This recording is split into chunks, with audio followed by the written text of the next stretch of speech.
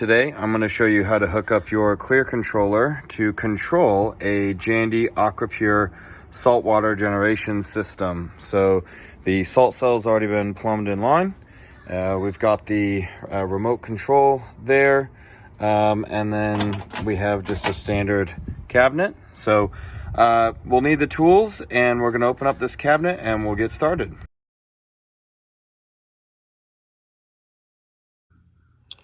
And in order to hook up our pool equipment today, we are going to use a Phillips screwdriver, a bigger one, to get the screws out. I'm going to use a small flathead screwdriver that we've used in our other videos to screw the terminal blocks on the equipment and clear controller.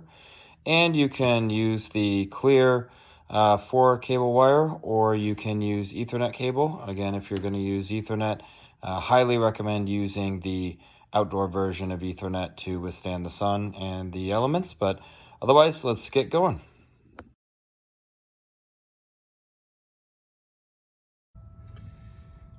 And safety first. First thing we'll do is shut off the breaker to the pump, since we're going to be working with the cabling, so should be easy to find. This one's labeled, so I'll go ahead and do that.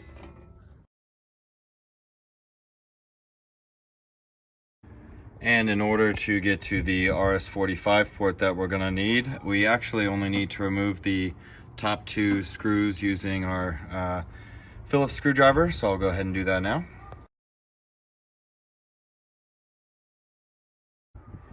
And with that front panel off, I'm going to show you actually where the terminal block is.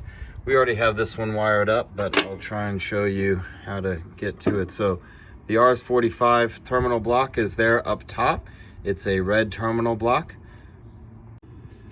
And if you need to, go ahead and remove the terminal block with your fingers and you'll see the labeling. This is different labeling than on the other Jandy equipment. So they've done a color labeling here. So they have GR is green, Y is yellow, BK is black, and R is red. The GR green is actually going to be ground. The Y yellow is going to be our 485B. The BK is black, which is our 485A. And the R is going to be our 12 volts in. So again, like all other salt cells, the AquaLink actually needs 12 volts supplied to it. So we are going to bring 12 volts from our clear controller over to power the salt cell so that it works. So I'm going to get this wired up with Ethernet now, and we'll show a wiring diagram as well.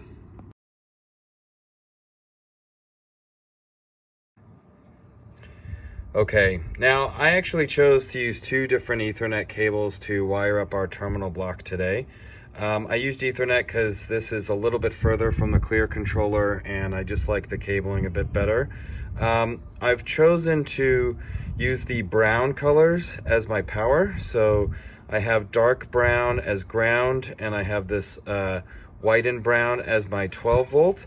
And then I have a white and blue as my A, and I'm using a solid blue going into my B. And so the terminal block, again, is all wired up.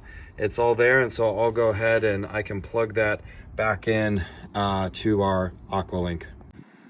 All right, with that plugged in, all the wires are still in. Make sure that they're there. Sometimes those wires can come loose.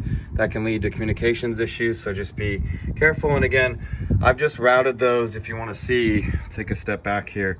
I've brought them up. Jandy actually left you a couple of ports on the back, so I threaded those cables through, brought them back up, and everything's good. So I'll leave the cabinet like this, and let's go over to the clear controller. All right, I'm back at our clear controller. I've got our Ethernet cable, which is coming from the salt cell. I've also got another black cable here, so if you've come here from our Jandy pump video, I have this black cable actually hooked up to the pump, and the pump is providing power to the clear controller, and we are going to use the same power coming from the pump here off the 12 volts to go power our AquaPure. So I'm actually doubling up wires here. So I've got our brown coming from the salt cell, doubled up with the old green going into ground. I've got the white brown going into 12 volts. I've got the solid blue, which we hooked up to the 45B line, so that's on B1. And I've got the white blue hooked up on A1. It's actually doubled up with the other A1. So you can double up wires, not a problem. Just make sure when you screw them in nice and tight that they're solid. And now we can try and fire the system up.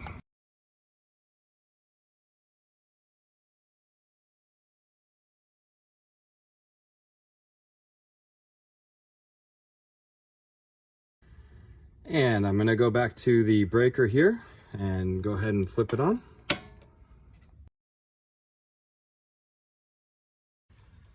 And back at our clear controller, we can see that we have power. We've got a pulsing yellow LED, and we'll go through the app setup now.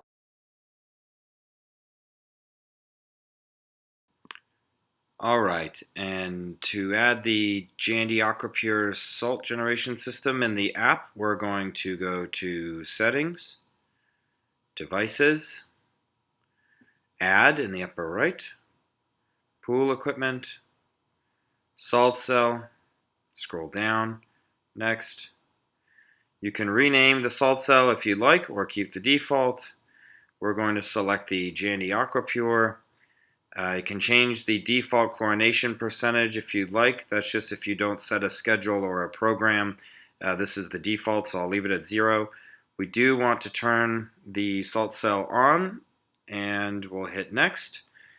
These are the steps we've kind of already done for you, so it's going to walk you through if you want to double check.